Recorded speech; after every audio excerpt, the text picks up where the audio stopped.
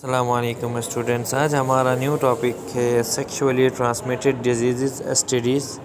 تو یہ جو سیکشولی ٹرانسمیٹڈ ڈیزیزز ہوتے ہیں یہ ایسی ڈیزیزز ہوتی ہیں جو ایک ہیلدی پرسن کو متاثر کر سکتی ہیں جب وہ سیکشول کانٹیکٹ میں آتے ہیں آپس میں، اور اگر کوئی انفیکٹڈ پرسن جس کو آلریڈی کوئی ڈیزیزز تھی اس کے ساتھ اگر انہوں نے سیکشول کانٹیکٹ کیا تو یہ ڈیزیزز ہوتی ہیں جو نیچے ہم آپ کو بتائیں گے۔ پہلے گونوریا ہے۔ گونوریا بھی ایک سیکشول کانٹیکٹ کی وجہ سے ٹرانسمٹ یا پھیلنے والی بیماری ہے، اور اس کو پھیلانے والے بیکٹیریم کا نام ہے نیسیریا گونوریا، اور یہ ریپروڈکٹیو سسٹم کو متاثر کرتا ہے۔ اب اس کی وجوہات کیا ہیں؟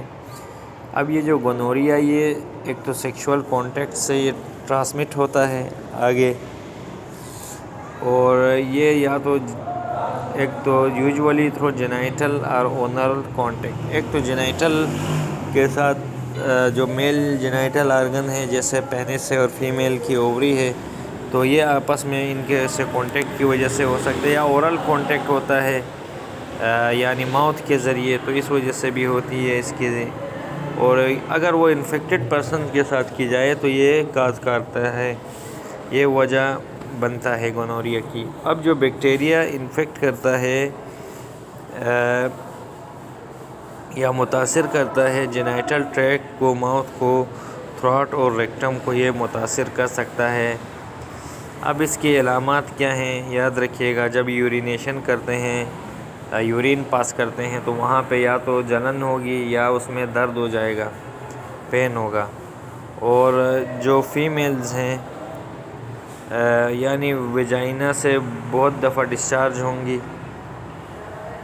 فیمیلز، اور ڈسچارج ہوتی ہیں، بار بار ڈسچارج ہوگی انکریز، تو اس کی وجہ بھی یہی ہوتی ہے گونوریا۔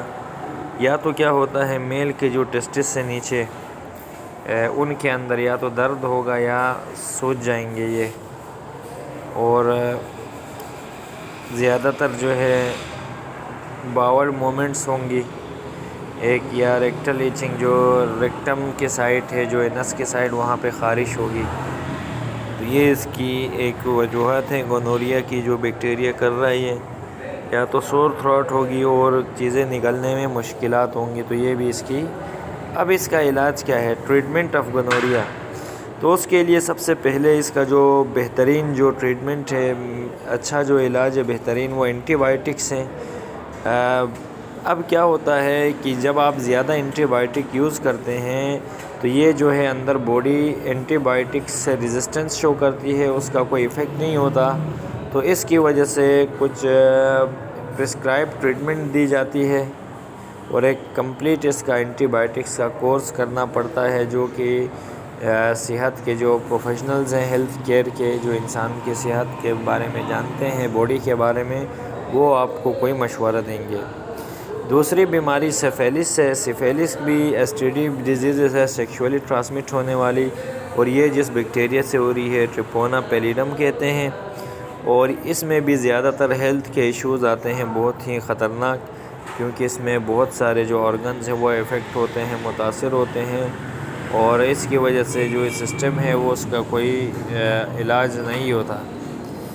اب جو کازز ہیں سفیلس کی، پہلی تو ہے وہیں ہے سیکشول کانٹیکٹ ہوا۔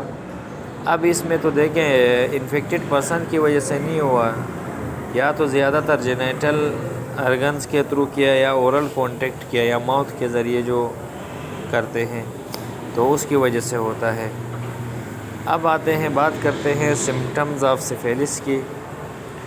Syphilis progresses through distinct stages, بہت ساری اسٹیجز سے گزرتا ہے۔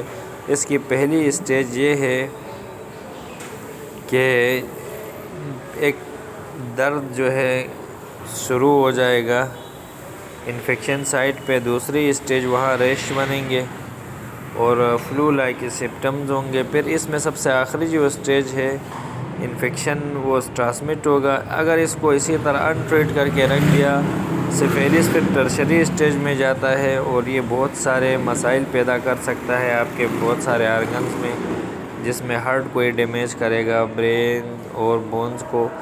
اب اس کی جو سمٹمز ہیں وہ رینج نیورولوجیکل پرابلمز سے کارڈیو ویسکولر ایشوز تک، یعنی برین کے مسائلز بھی ہو سکتے ہیں اس میں، اور ہارٹ کے مسائل بھی، اسی کو کارڈیو ویسکولر ایشوز کہتے ہیں۔ اب اس کا علاج کیا ہوگا؟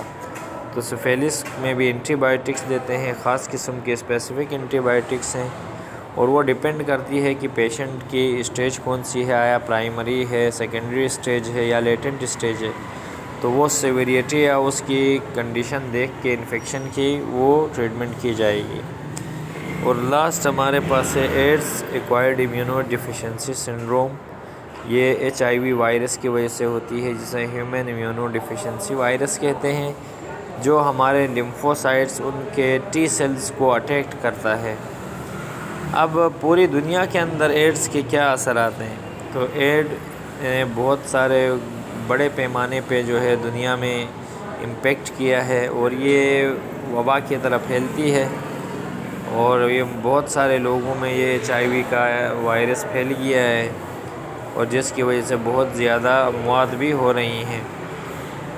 اور اس لیے ہمیں دیکھنا چاہیے کہ وہ جو مختلف ریجن جہاں پر یہ ڈیزیزز ہیں وہاں پر ہیلتھ کا سسٹم دیکھیں، ایجوکیشن اور ریسورسز، سوشل اکنامک ڈسپیرٹیز صحیح کریں۔ ابھی جیسے افریقہ میں یہ ابھی کیا ہے زیادہ تر افیکٹڈ ہیں، کیونکہ یہاں پر امیون وائرس انفیکشنز ہیں، اور ایڈز میں جو ریلیٹڈ ڈیتھس پورے ورلڈ لیول پہ ہو رہی ہیں۔ ہاؤ ایور تاہم ایڈ کیا ہے پوری دنیا کا، ورلڈ کا ایشو ہے، گلوبل کنسرن ہے، جو کہ ہر ایج کے لوگوں کو، ہر یعنی جنس کے، چاہے وہ میل ہو فیمیل ہو یا دنیا کے جس خطے میں بھی ہو، ان سب کو متاثر کر رہا ہے۔ تو یہ آپ کے اسٹوڈنٹس ٹاپکس کمپلیٹ ہو گئے، تو امید ہے ہمارا یہ ٹاپک آپ کو سمجھ آ گیا ہو۔